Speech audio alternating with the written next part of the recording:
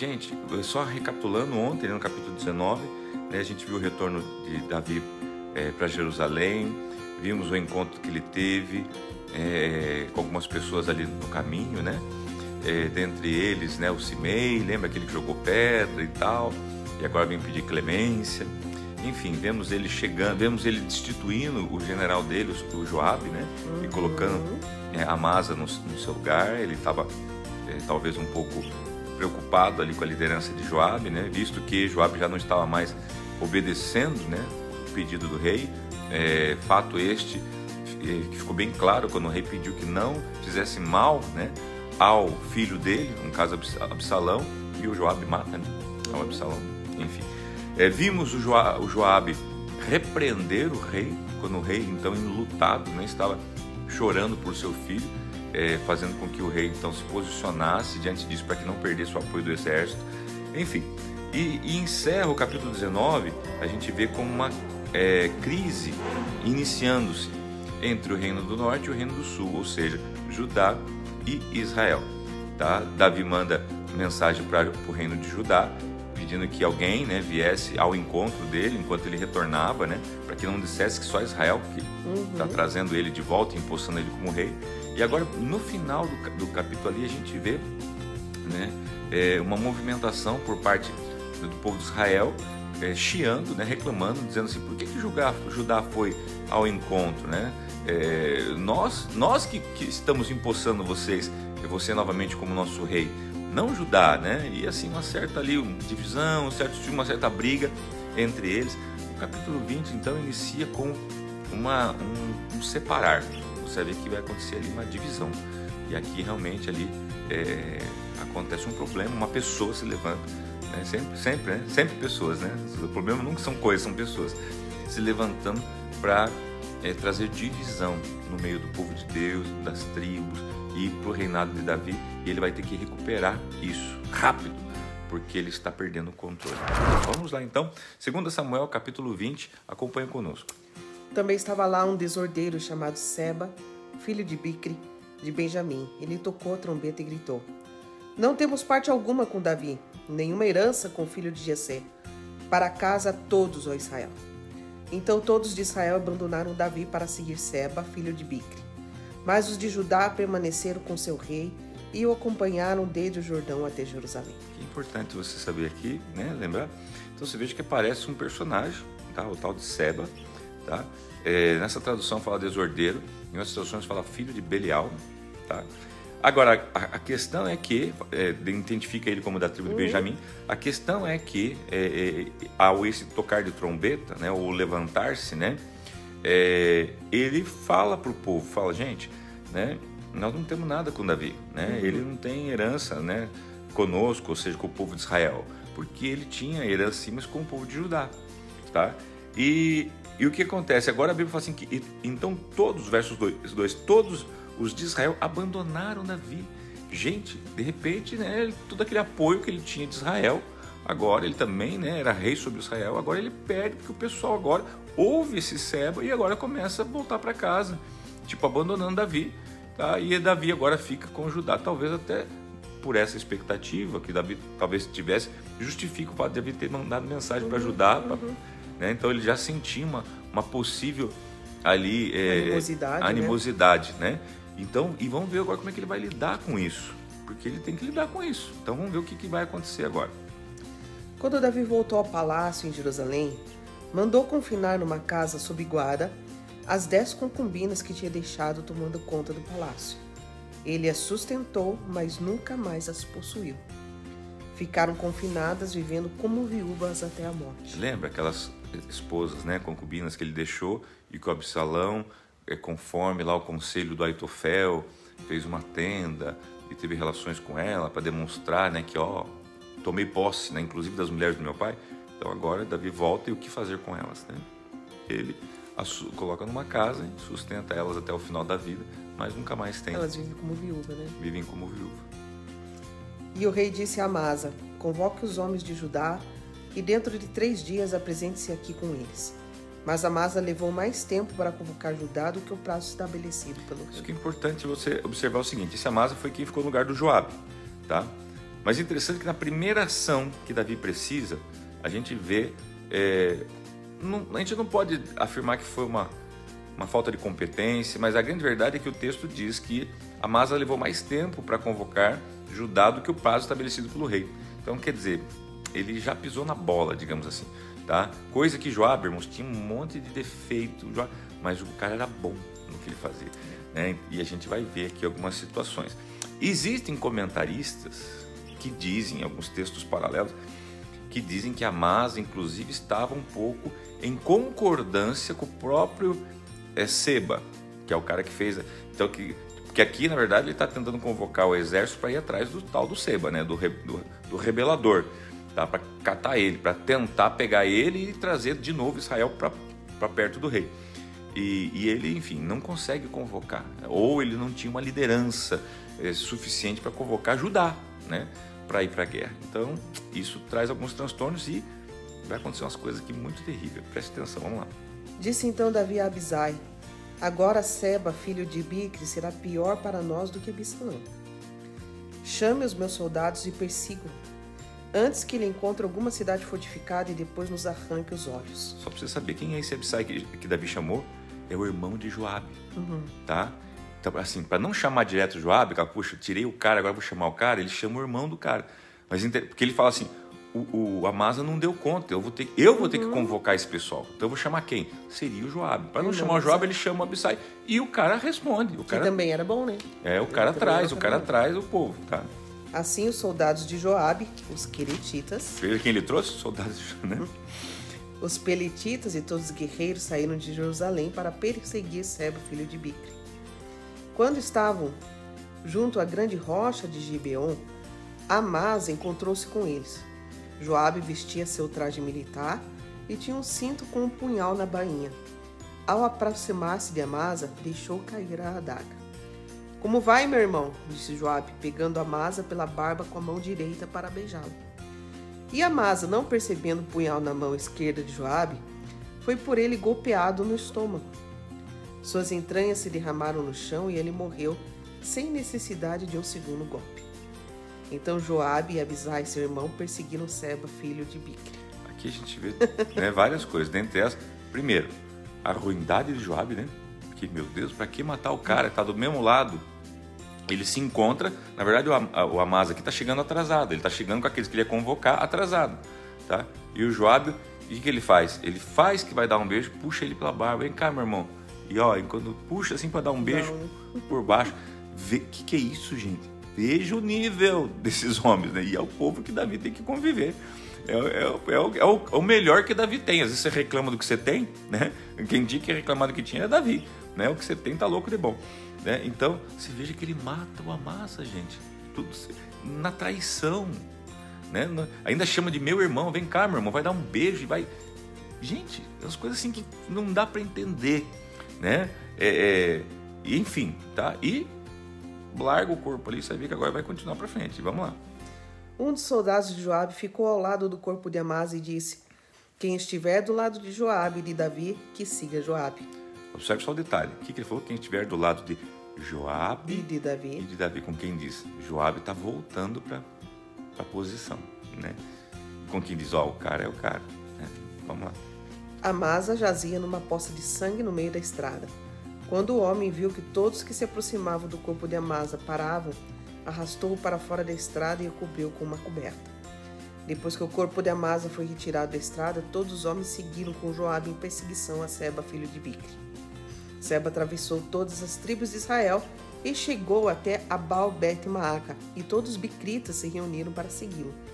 O exército de Joabe veio, cercou Seba em Abel-Bet-Maaca e construiu contra a cidade uma rampa que chegou até a muralha externa.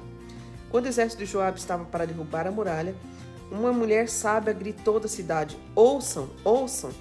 Digam a Joabe que vem aqui para que eu fale com ele. Quando ele se aproximou, a mulher perguntou: tu és Joabe? Ele respondeu: sim. Ela disse: ouve o que a tua serva tem para dizer. Estou ouvindo, disse ele. E ela prosseguiu: antigamente se dizia, peça conselho na cidade de Abel, e isso resolvia a questão. Nós somos pacíficos e fiéis em Israel. Tu procuras destruir uma cidade que é mãe em Israel. Por que queres arruinar a herança do Senhor? Respondeu Joabe: longe de mim uma coisa dessas. Longe de mim arruinar e destruir esta cidade. Não é esse o problema, mas um homem chamado Seba, filho de Bicre dos montes de Efraim, rebelou-se contra o rei Davi. Entregue-me esse homem e iremos embora. A mulher disse a Joabe: a cabeça dele te será jogada do alto da muralha.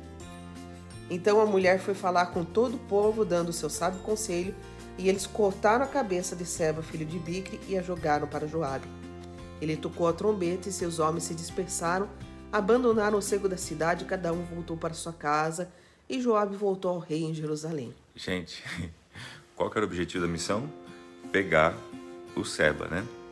Agora então, Joabe, após ter matado lá Amasa, ele toma a frente do exército, chega nessa cidade, diz que ele está fazendo uma rampa. Eu tive a oportunidade de ver, né, algumas cidades muradas lá, e ouvindo a história, né, quando eu estive em Israel, ouvindo a história que eles contavam como eles faziam para invadir, né, então eles começaram a contar que eles iam colocando pedras, madeira, barro, né, diante do muro, de forma a fazer uma rampa para que os soldados pudessem subir nessa rampa. Então é exatamente o que está acontecendo aqui. Eles estão fazendo essa rampa, fazendo essa condição para invadir a cidade. Vai invadir, vai guerrear, vai matar todo mundo, enfim. O que acontece? Aparece uma mulher, você não sabe o nome do nada, não, né? O nome Só dela. a única coisa que fala assim, apontou ela como uma mulher sábia, né? Uma mulher que tem sabedoria, com conselhos sábios, ou sábios conselhos. E ela fala assim: manda chamar aí o responsável, né? O Joabe. Joabe, o que está acontecendo? Nós sempre fomos um povo pacífico, fomos uma cidade pacífica, uma cidade, né? Aqui Israel cita ali um ditado, né? Israel, e por que agora você está agindo assim? Por que você está fazendo isso? Né? Por que você quer destruir a nossa cidade?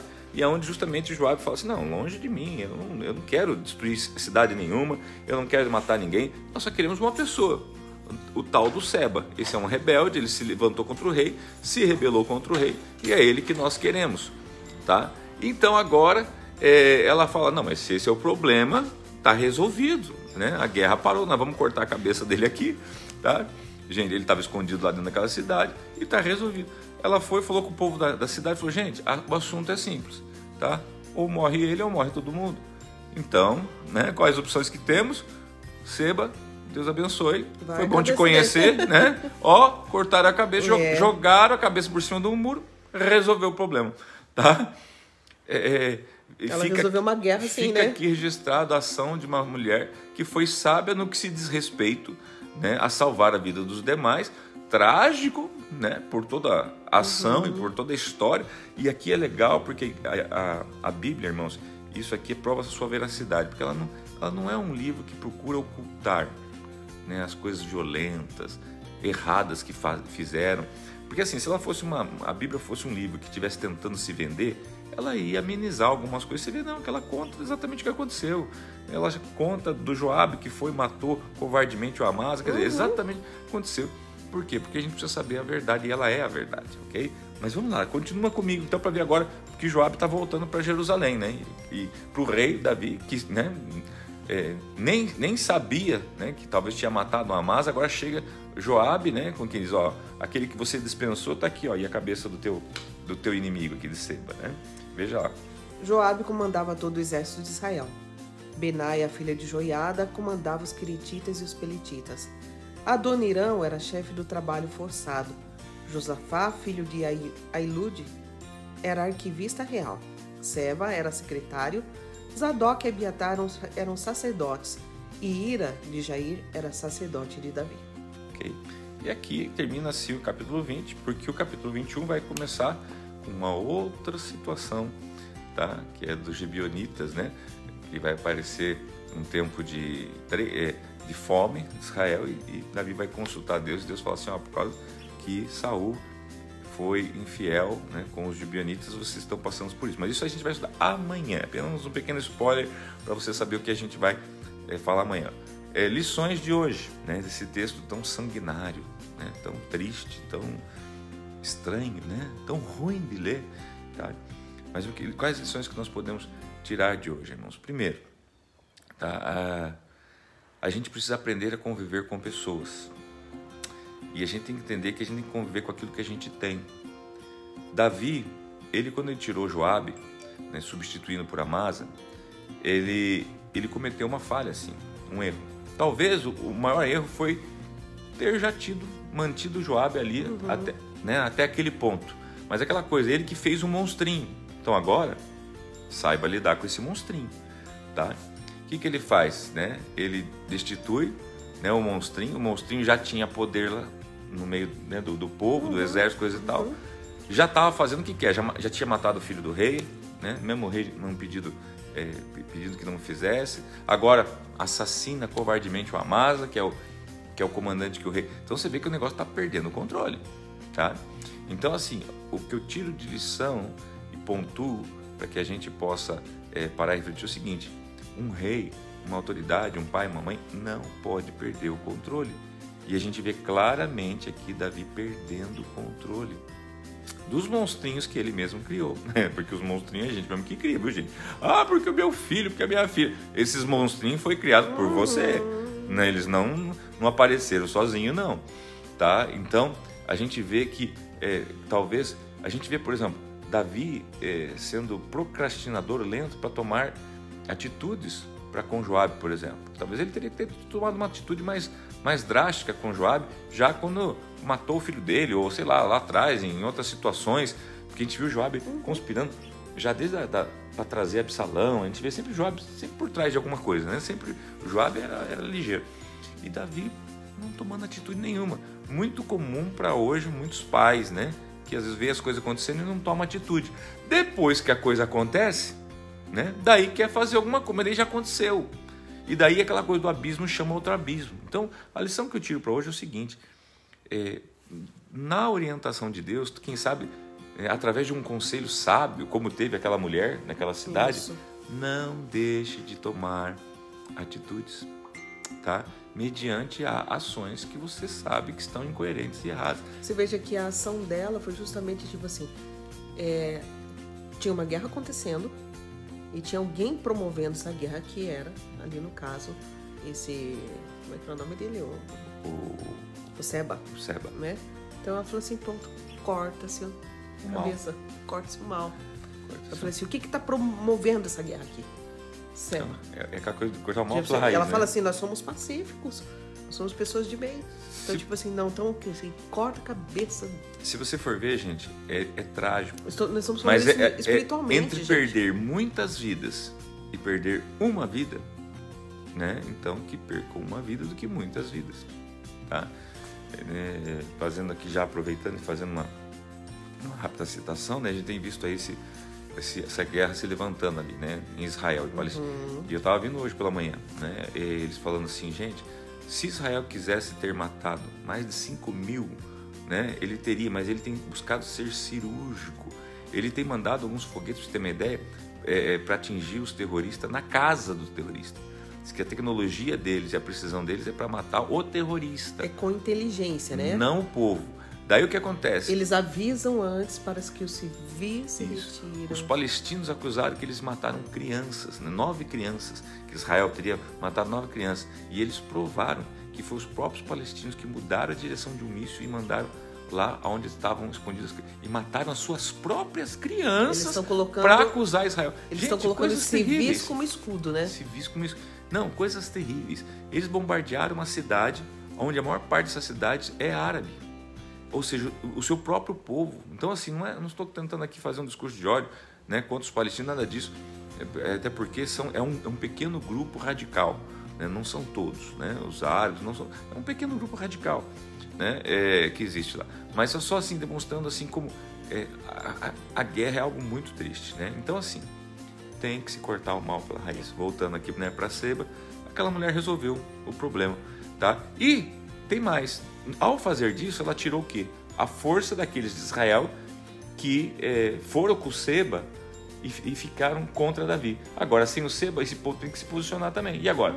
Vai ficar com quem? Automaticamente, então, Israel agora vai retornar para Davi. Você vai ver que eles vão, contra a vontade ou não, eles vão vir pianinho, né? E vão agora retornar para Davi. Então, você veja que essa uma ação provoca reações, tá? E é isso. Vamos lá, então, cumprimentar aqui. Lembrando que tudo que está acontecendo em Israel, gente, serve para nós de sinais. Mais sinais.